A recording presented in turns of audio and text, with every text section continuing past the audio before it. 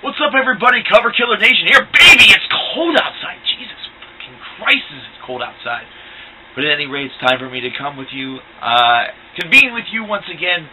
I said that the last review I was going to do was going to be the last 2010 release. Well, totally forgot about one that was coming. This is not one that's going to shake up the top 20 or anything like that.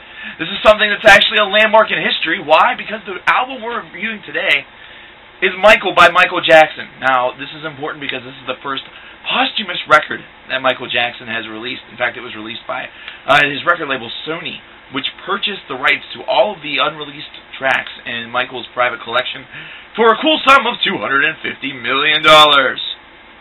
Yeah. The songs that were found are actually going to become part of 10 compilation albums that are going to be individually released over a period of the next 7 or 8 to 10 years. It's something that's kind of an interesting idea. You saw that with Tupac. You see it with some other bands. Sublime was another one that did it after Bradley Nowell passed away.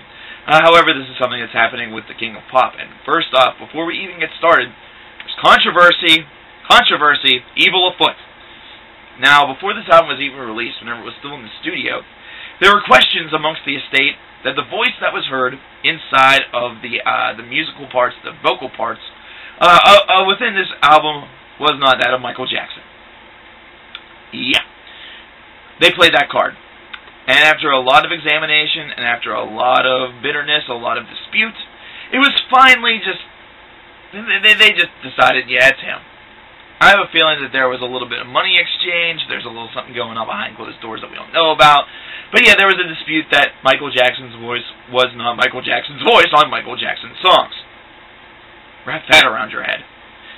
But at any rate, this album itself is 10 tracks long. It's the first, like I said, compilation release to come and be released to the public after Michael Jackson's death. Of course, discounting This Is It because there was only one new song. This is 10 new tracks. And there are duets on here with Michael Jackson and 50 Cent, with Akon, and Lenny Kravitz also makes an appearance on this record. And well, Nation, I got to admit, for being a compilation album full of songs that Michael never used, this is actually really good. Now, you could probably give a lot of that to the production. Everything that was actually compiled here, and it even says right here on the back, this album contains 9 previously unreleased vocal tracks performed by Michael Jackson. These tracks were recently completed using music from the original vocal tracks and music created by the credited producers. So you can actually give a lot of the thumbs up for the music. In fact, you can give all the thumbs up for the music to the credited producers. However, all the vocal lines that you hear on this record are Michael Jackson's. Now, of course, you see 9 previously unreleased. Which one was released? Actually, I don't know either.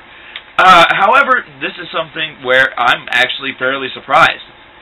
Monster, which was the song that was done with 50 Cent, was actually really entertaining.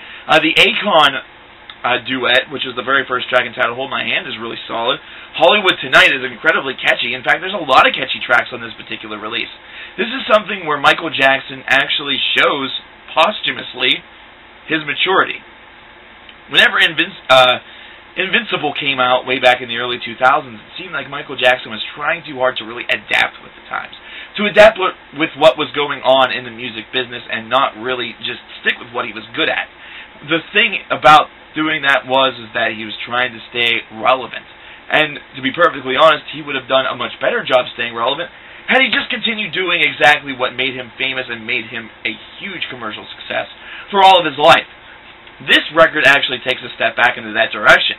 It definitely has a more of an elder feel to it. It's something where you don't necessarily see this being targeted towards the kids, as they would say.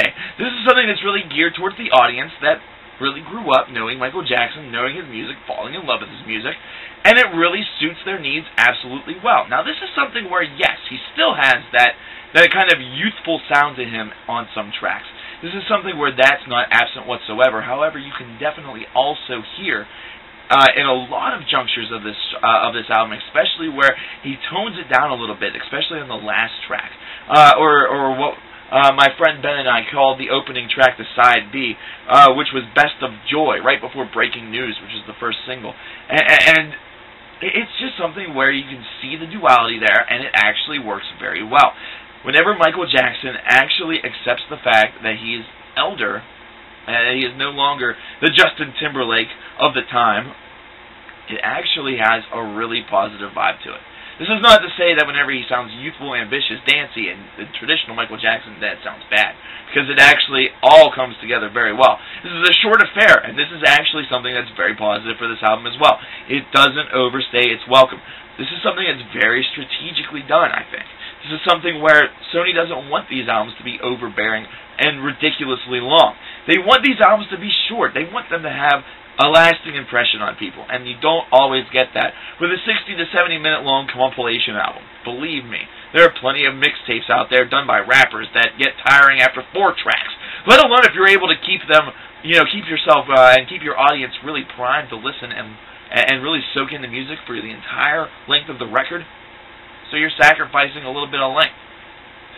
Not to mention, the more records that they actually release with him posthumous, under that posthumous banner, the more money they make. They make their investment back. It's just simply good business choices. So overall, I gotta say, I wasn't expecting much from this album. I really wasn't. I was expecting it to be alright, but nothing stunning. But it really surprised me.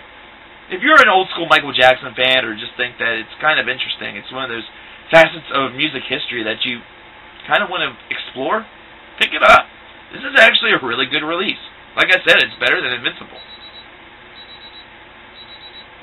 I think I said something wrong. Later on, guys.